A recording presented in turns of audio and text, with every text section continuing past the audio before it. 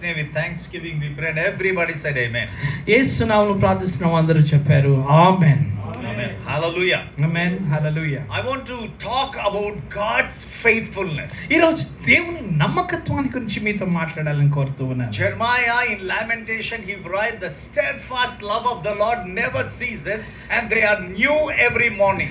ఇర్మియా తను విలాప వాక్యంలో అంటాడు, ఇదిగో ఆయన ప్రేమ నిత్యముండును, అనుదినం ఆయన కృప నిత్యముండును అని సెలవిస్తూ ఉంటాడు. The faithfulness and the trustworthiness of God never ceases because they are new each and every morning. ప్రతి ఉదయం దేవుని యొక్క నమ్మకత్వము, ఆయన యొక్క దయాళుత్వము అది నూతనముగాను తాజాగాను ఉన్నాయి. If I would request you to share about God's faithfulness, and as you recollect the wonder works of God in your life, you will be talking the incidents and the testimonies of God's goodness and faithfulness in your life. నీ జీవితంలో ఒకవేళ మీరు గుర్తు చేసుకుని అంటే మీరు అనేక విషయాలు గుర్తు చేసుకొని దేవుడు ఎలా తన నమ్మకత్వాన్ని రుజువు చేస్తూ వచ్చాడో మీరు తెలియజేయవచ్చు. I have experienced the goodness and the faithfulness of God in my life. నా జీవితంలో దేవుని యొక్క మంచితనాన్ని, దేవుని యొక్క గొప్పతనాన్ని నేను అనుభూతి పొందిన వాడిగా ఉన్నాను. 1 Timothy Paul said, though we are faithless, that God is faithful. అయితే మొదటి తిమోతితో అంటాడు, ఇదిగో మనము అపనమ్మకస్తులమైనను దేవుడు నమ్మకస్తుడై ఉన్నాడు. Because God will not disown his nature and his character. దేవుడు తన గుణశీలాన్ని, తన యొక్క నైత్యమును ఏమాత్రం కూడా ఉల్లంఘించేవాడుగా ఉండడు. And once he was talking in the multitude of congregation in Matthew chapter 6. అయితే ఒకసారి తను మాట్లాడుతూ మత్తయి సువార్త 6వ అధ్యాయంలో సమాజంతో తను మాట్లాడుతూ అంటాడు, verses 22 to verse 34. 22 నుంచి 34 వరకు Jesus is talking to the disciples and the congregation, the multitude that are following him. అయితే తనను వెంబడించే ఆ సమాజంతో యేసుక్రీస్తు ప్రభువు వారు మాట్లాడుతూ ఉన్నాడు. Do not worry. నువ్వు చింతించవద్దు. Do not worry what you're going to wear or what you're going to eat. ఏమి తిందమా, ఏమి త్రాగుదమా, ఏమి ధరించుకుందామా అని నువ్వు చింతించవద్దు. Look at the birds that are flying in the air. ఇదో ఆకాశంలో ఎగిరే పక్షులను చూడండి. They do not work or they do not worry, yet your heavenly Father provides to them. అయితే అవి పని చేయవు, అవి విత్తవు కోయవు, అయినను నీ పరలోకపు తండ్రి వాటిని పోషించున్నాడు. Look at the field, look at the flowers in the wilderness, that they are clothed in beauty, in glamour. Even the temple that Solomon had built is not so beautiful. అయితే ఇదిగో అడవి ఆ యొక్క పుష్పములను చూడండి, అవి ఎంత రంగులతో అలంకరింపబడినవి. ఇదిగో సొలొమోను తన మహిమతో, తన వైభవంలో కూడా అట్టి మహిమను, అట్టి వైభవమును, అలంకరణను కలిగి ఉండలేదు. Why did Jesus use the bird and the flower? అయితే యేసుక్రీస్తు ప్రభువు వారు ఒక పక్షిని, ఒక పువ్వును వాడుతూ ఉన్నాడు. Why did he use the illustration? ఎందుకు ఆ ఉపమానాన్ని తను వాడుతూ వచ్చాడు? When you look at the bird that is flying in the sky, ఆకాశంలో ఎగిరే పక్షిని మీరు చూస్తే one has to look up. ఒక వ్యక్తి పైకి చూడాల్సిందే. When a person looks up, he will remember that God is seated in heavens. అయితే ఒక వ్యక్తి పైకి చూసినప్పుడు ఏమి చూడగలడంటే, ఏం ఊహించగలడంటే, ఇది ఆకాశమందు దేవుడు కూర్చొని ఉన్నాడు. God made a throne and he is seated on the throne. ఇదిగో ఆయన సింహాసనాసనుడై, ఆకాశమందు సింహాసనాసనుడై ఉన్నాడు. And when a person looks at the flower, it is sprouting from the ground. అయితే ఒక వ్యక్తి ఒక పువ్వును చూచినట్లయితే అది ఆ నేల నుండి ఉద్భవిస్తూ అదెంత చక్కటి ఆ పువ్వు మొక్కను కలిగి ఉంటుంది. And it is coming from the ground. అది నేల నుండి ఉత్పత్తి అవుతూ ఉంది. God made the earth as his footstool. అయితే భూమిని దేవుడు తన యొక్క పాదపీఠంగా చేసుకుని ఉన్నాడు. By illustrating these bird and the flower, Jesus is saying God is everywhere. అయితే ఈ యొక్క ఉపమానాన్ని తెలియచేయటం ద్వారా యేసుక్రీస్తు ప్రభువు వారు ఏమని చెప్తున్నాడంటే దేవుడు అన్ని చోట్ల ఉన్నవాడై ఉన్నాడు. It is not a parable. అది ఉపమానం కాదండి. It is true. అది వాస్తవికత. True story that Jesus illustrated. యేసుక్రీస్తు ప్రభువు వారు చెప్తున్నది వాస్తవికత ఉంది. Parable have an interpretation. అయితే ఉపమానం అంటే దానికి ఒక వృత్తాంతం చెప్తారు. But it is not an interpretation. ఇది వాస్తవికత ఉంది. It is a direct illustration where Jesus is revealing that God cares for the birds and the flower, if God is caring for these things, how much more that you are valuable to God. దేవునికి నీవు నేను ఎంత విలువైన వారం. ఆయన ఈ పువ్వును ఈ ఆకాశ పక్షిని అంతగా ఆయన జాగ్రత్త వహిస్తే ఆయన నీ కొరకే నా కొరకే ఎంత పట్టింపుని కలిగి ఉన్నాడు. These days we have YouTube and that's why we are able to get lots of information. నేటి దినాల్లో యూట్యూబ్, ఇన్స్టాగ్రామ్ ఇవన్నీ ఉన్న కారణం చేత అనేక సమాచారాలు మనకు తెలుస్తూ ఉన్నాయి. You know what? ఎందుకో తెలుసండి? ఏంటో తెలుసా? When God created the heavens and the earth, భూమి ఆకాశం దేవుడు సృజించినప్పుడు he created with his mighty power. ఆయన తన బల శౌర్యముతో ఆయన చేసిన దేవుడై ఉన్నాడు. He created with his mighty word. ఆయన తన బల శక్తి చేత, బల శౌర్యము చేత, వాక్కు చేత ఆయన చేసిన వాడై ఉన్నాడు. Hebrews chapter 1 verse 3 says that God is holding the words by his word. అయితే హెబ్రీయులకు రాసిన పత్రిక 1:3 సెలవిస్తుంది, ఇదిగో విశ్వమంతటిని తన మాట చేత ఆయన పట్టి ఉంచి ఉన్నాడు. It is the mighty power of God's word that is holding the invisible world that we are seeing. దృశ్యమైన ఈ లోకాన్ని దేవుని యొక్క అదృశ్య వాక్కే అది పట్టి ఉంచుచున్నది. When you think about our planet Earth that we are living, మనం జీవించే ఈ భూమి అనే గ్రహాన్ని there are many wonders. అనేక అద్భుతాలు ఉన్నాయి. We do not yet know. ఇంకా తెలియని అద్భుతాలు చాలా ఉన్నాయి. If God permits our lives further, దేవుడు ఒకవేళ మన జీవితాన్ని ఇంకా కొంచెం అనుమతిస్తే, and if we are willing to observe the nature, ఒకవేళ దేవుని యొక్క ఆయన స్వభావాన్ని మనం గుర్తిస్తే, we will be discovering who God is and what God's power is revealed through the nature. దేవుని యొక్క శక్తి ఏంటి, దేవుడు ఏమై ఉన్నాడనేది తన యొక్క ఆ యొక్క సృష్టిలోనే తన స్వభావాన్ని తెలియజేసి ఉన్నాడు. Go to the tree. మీరు చెట్టు యొద్దకు వెళ్ళండి. You observe the tree and the leaves in it. ఆ చెట్టు యొక్క ఆకులను మీరు గమనించండి. And if you want to count them, వాటిని లెక్కించాలనుకుంటే there will be millions. మిలియన్ల ఆకులు ఉంటాయి. Do you agree that? ఉంటాయి. Yeah. The small tree will have few small number of leaves, and the big tree will have the countless of. ఇంకా లెక్కించలేనన్ని ఆకులను పెద్ద చెట్టు కలిగి ఉంటుంది. చిన్న చెట్టు అయితే కొన్ని ఆకులను కలిగి ఉంటుంది. Now we are talking about the big tree. ఇప్పుడు పెద్ద చెట్టును గురించి మనం మాట్లాడదాం. Pluck out the leaves from the tree. ఆ చెట్టు నుంచి ఒక్కొక్క ఆకును మీరు తీసివేయండి. Place them in front of you one by one. వాటన్నిటి ఒక్కొక్కటిగా మీరు అలా మీ ముందు ఉంచుకోండి. And you take the magnitude glass. మీరు ఆ యొక్క భూదర్పమును తీసుకురండి. And then you observe the leaves. ఆ యొక్క ఆకును మీరు గమనించండి. And you will see the design. దాని మీద చక్కటి చిత్రీకరించిన ఆ రూపాన్ని మీరు చూస్తారు. And you see another leaf. మరొక ఆకును మీరు చూడండి. And you observe it. దాన్ని కూడా మీరు గమనించండి. And you will see the beautiful design. చక్కటి ఆ చిత్రకారం కలిగి. Likewise you will observe at least 10 or 20 or 30. మీరు ఎన్ని చూడగలుగుతారో 20, 30, 40 మీరు చూడండి. The wonder is, అద్భుతం ఏంటంటే each leaf has a different design. ప్రతి ఆకు కూడా అది భిన్నమైన ఆకారాన్ని, చిత్రాన్ని కలిగి ఉంటుంది. It has a beautiful design. ఎంతో చక్కటి చిత్రీకరణ కలిగి ఉంటుంది. It is coming from the same tree, from the same branch. అదే కొమ్మ నుంచి, అదే చెట్టు నుంచి ఆ ఆకులు వచ్చినను. Yet it is different. అయినను భిన్నంగా ఉన్నాయి. Why? ఎందుకు? Because it's God's creativity. అది దేవుని యొక్క సృష్టి అయి ఉంది. God is a creator.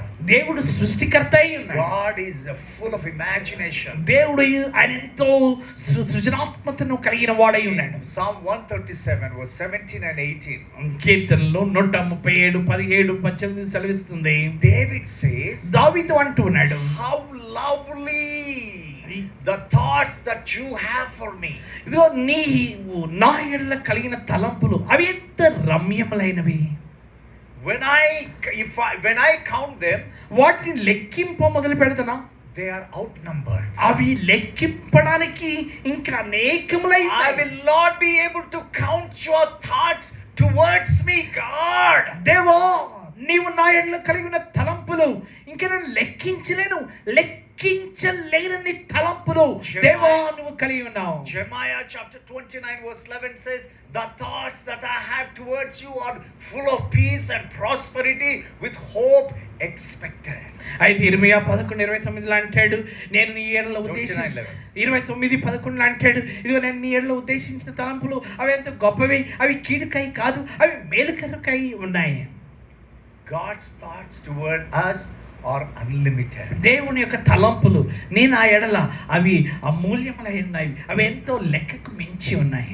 If you are failed in your life, నీ జీవితంలో నువ్వు విఫలమయ్యావా, if you have lost something in your life that is so precious, నీకు విలువైనది ఏదో నువ్వు పోగొట్టుకున్నావా, if you have messed with your life, నీ జీవితాన్ని చిందరవందరం చేసేసావా, I have a good news for you. అయితే నీకు ఒక శుభవార్తను నేను కలిగి ఉన్నాను. God has many good thoughts towards you. దేవుడు నీ ఎడల మంచి తలంపులు కలిగి ఉన్నాడు. Those thoughts are more powerful than the thoughts in the past. గతంలో దేవుడు నీ కొరకై ఉద్దేశించిన తలంపుల కంటే ఇంకా మరి శ్రేష్ఠ తలంపులను దేవా నీ ఎడల కలిగి ఉన్నాడు. Because he is a faithful God. ఎందుకంటే ఆయన నమ్మదగిన దేవుడు. He is the faithful God. ఆయన ఒక్కడే And he నమ్మదగినవాడు. never ceases to show his faithfulness towards you. అవును, ఆయన మంచితనాన్ని ఆయన నమ్మకత్వాన్ని నీకు చూపించడంలో ఏ మాత్రం కూడా ఆపివేయడు. God said, దేవుడు అన్నాడు, God said in Deuteronomy chapter 2 verse 7, 2:7 ద్వితీయోపదేశకాండంలో దేవుడు అన్నాడు, all these years you have not lacked nothing. ఇదిగో ఈ సంవత్సరంలో 40 సంవత్సరంలో మీకు ఏది తక్కువ కాలేదు. And you were in the wilderness. మీరు మనుషుల మధ్య కాదు, పట్టణంలో కాదు, మీరు కేకారణ్యంలో ఉంటూ వచ్చారు. It was a dry land. అది ఎంతో ఎండిన నేల, ఎడారి. But you have seen my goodness and faithfulness. అయినను మీరు నా మంచితనాన్ని, నా గొప్పతనాన్ని మీరు చూస్తూ వచ్చారు. Faithfulness. నా మంచితనం. And you lacked nothing. ఓ నా నమ్మకత్వంలో మీకు ఏది తక్కువ కాలేదు. Why? ఎందుకు? He is a faithful God. ఆయన నమ్మదగిన దేవుడే. And he shows his wonders to us. ఆయన అనేక అద్భుతాలు మనకు చూపించు వచ్చిన దేవుడై ఉన్నాడు. God, when God created the heavens and the earth, ఇదిగో దేవుడు భూమి ఆకాశం సృజించినప్పుడు, when God created the vast starry ఇదిగో దేవుడు అనేకమైన ఈ లోకాన్ని చూపించినప్పుడు, starry world, ఇంకా ఆ నక్షత్ర లోకాన్ని చూపించినప్పుడు, we are in a Milky Way. Our planet is one of the Milky Way. ఇదిగో ఈ యొక్క భూమి అనే గ్రహాన్ని మీరు చూస్తే అది ఎంతో చక్కటి పాలపుంతల్లో ఒకటి. In the Milky Way, ఈ పాలపుంతల్లో countless of stars are there. లెక్కించలేని నక్షత్రాలు ఉన్నాయండి. I want you to pay attention to me, దయచేసి ఇటువైపు చూడండి please, because I have a good news for you. ఎందుకంటే మీకు శుభవార్తను నేను కలిగి ఉన్నాను. Countless of stars are there in the Milky Way. ఇంకా మీరు పాలపుంతలో మీరు చూస్తే లెక్కించలేని ట్రిలియన్స్ ఆఫ్ నక్షత్రాలు ఉంటాయి. The map, the world map that we are seeing there, ఇక్కడ మనకు ప్రపంచ పటం చక్కగా ఉంది చూడండి మీరు. ప్రపంచాన్ని in చూడండి. the Milky Way it is tiny dot. ఈ ప్రపంచము మీరు ఆ యొక్క పాలపుంతలో చూస్తే ఒక చుక్క, భూమి అనేది ఒక చిన్న గృహం, చిన్న చుక్క. Likewise, there are many Milky Way that God has created. దేవుడు ఈ ఒక్క పాలపుంత చేయలేదు, అలాగే అనేక లక్షలాది పాలపుంతలు ఉన్నాయి. And those Milky Waves also countless. ఆ పాలపుంతల్లో ఉండే నక్షత్రాలు ఇంకా పాలపుంతలు ఇంకా లెక్కించలేనని ఉన్నాయి. Right now, అయితే ఇప్పుడు there are 6 million birds are there in the world. ప్రపంచంలో 6 మిలియన్ల Birds are there పక్షులు ఉన్నాయి as of now. ఇంతవరకు. Likewise, in every creation there are countless of creation of God is existing on this earth. భూమిపైనే ఈ సృష్టిలోనే పక్షుల్లో ఎలాగైతే 6 మిలియన్ల రకాలు ఉన్నాయో అలాగే ప్రతి సృష్టిలో అలా భిన్నమైన రకాలు ఉన్నాయి. And God made everything beautiful and powerful. దేవుడు ప్రతిదీ కూడా ఎంతో సుందరంగాను ఎంతో శక్తివంతంగాను చేసి ఉన్నాడు. When I once upon a time when I went to minister in Kerala, కేరళలో మలయాళం ప్రాంతంలో నేను పరిచర్య చేయడానికి వెళ్ళాను. so I went to Kannur. నేను ఇంకా అక్కడ ఒక చోటుకి వెళ్ళాను. When I went there, okay, there was some time was there for the prayer time. అయితే ప్రార్థన కొరకై అక్కడ ఒక గుంపు కలిగి ఉంది. Then I said, okay, I will go and do some intercession. అయితే నేను అన్నాను, నేను వెళ్ళి ఇంకా కొంచెం సమయం ఉంది కనుక విజ్ఞాపన ప్రార్థన I చేస్తాను. started to walk beside the seashore. అయితే సముద్ర తీరాన నేను నడుస్తూ ఉన్నాను. It was 6:00, 6:30. అది 6:30 సాయంత్రం. When I సముద్ర started తీరాన to walk beside the seashore, సముద్రం ప్రక్కన నేను నడుస్తూ ఉంటే I was all alone by myself. నేను ఒంటరిగా ఒక్కడే ఉన్నాను. When I heard the sound, the wave sound, I literally got shivered. నేను ఒక్కసారి ఆ యొక్క సముద్ర తరంగాలను చూస్తే, ఆ శబ్దం చూస్తే ఒక్కసారి గుబులు పట్టింది. వద్దురా బాబు, ఇటు నుంచి వెళ్ళిపోదాం అని చెప్పేసి ఆ సముద్ర తరంగం సునామీలాగా లేస్తుందేమో అని వద్దనుకొని వెనక్కి ఎటు నుంచి వెళ్ళిపోదాం. Even when I think now also, I am so terrified. నేను అది గుర్తు చేసుకుంటేనే సముద్ర శబ్దం నాకెంత భయాన్ని కలిగజేస్తుంది. Likewise, God has created the mighty oceans, అలాంటి బలమైన సముద్రములను ఆయన దిగాంతములను చేసిన mighty దేవుడు. rivers and mighty forests, ఇదిగో ఎంతో అడవులను అలాగే ఆ యొక్క ఆ నదులను జలప్రవాహం చేసినవాడు. mighty animals and beautiful creations. ఎంతో శక్తివంతమైన జంతువులను, ఎంతో సుందరమైన సృష్టిని చేసిన వాడై ఉన్నాడు. Are you able to get the picture? మీకు చిత్రపటం అర్థమవుతుందండి. The God created the starry world. ఇదిగో దేవుడే ఆ నక్షత్ర రాశులను ఆ యొక్క God ప్రపంచం created this beautiful world. అలాగే ఈ సుందరమైన చుచ్చిన లోకాన్ని ఆయన్నే చేసిన దేవుడిగా ఉన్నాడు. And God made you. దేవుడు నిన్ను చేశాడు. God made you in His image and in His likeness. ఆయన స్వరూపమందు ఆయన పోలిక చొప్పున ఆయన నిన్ను నన్ను చేశాడు. And He took your hand. ఆయన నీ చేతిని పట్టుకొని ఉన్నాడు. And He took you in before the creation. దేవుని యొక్క సృష్టి ఎదుటికి ఆయన నిన్ను తీసుకెళ్ళాడు. He lifted up your hand. ఆయన నీ చేతిని ఎత్తాడు. And He lifted up your hand. ఆయన నీ చేతిని ఎత్తాడు. And He said to the all of creation, సృష్టి అంతటితో చెప్పాడు, look at creation. ఇదిగో సృష్టి, This is my creation. ఇదిగో నా యొక్క సృష్టి అయిన Created in my image and in my likeness. నా స్వరూపమందు నా పోలిక చొప్పున చేయబడిన ఈ చూడండి. Today I declare, ఓ సృష్టి, ఈ రోజు నేను ప్రకటిస్తూ ఉన్నాను, this creation is part of me. ఇదిగో ఈ సృష్టి నా భాగమైన ఈ సృష్టి. He presented to the whole of creation. సృష్టి అంతటికి తన కుమారునిగా నిన్ను నన్ను పరిచయం చేశాడు. That's how you are precious in the sight of God. అందుకే నువ్వు దేవుని దృష్టికి ఎంతో ప్రశస్తమైన వ్యక్తి. ఆ విధంగా ఎంతో ప్రశస్తమైన. That's how you are so precious to God. ఆ విధంగా నువ్వు ఎంతో ప్రశస్తము దేవునికి. Hallelujah. Hallelujah. Do you want to go and give a clap offering to God?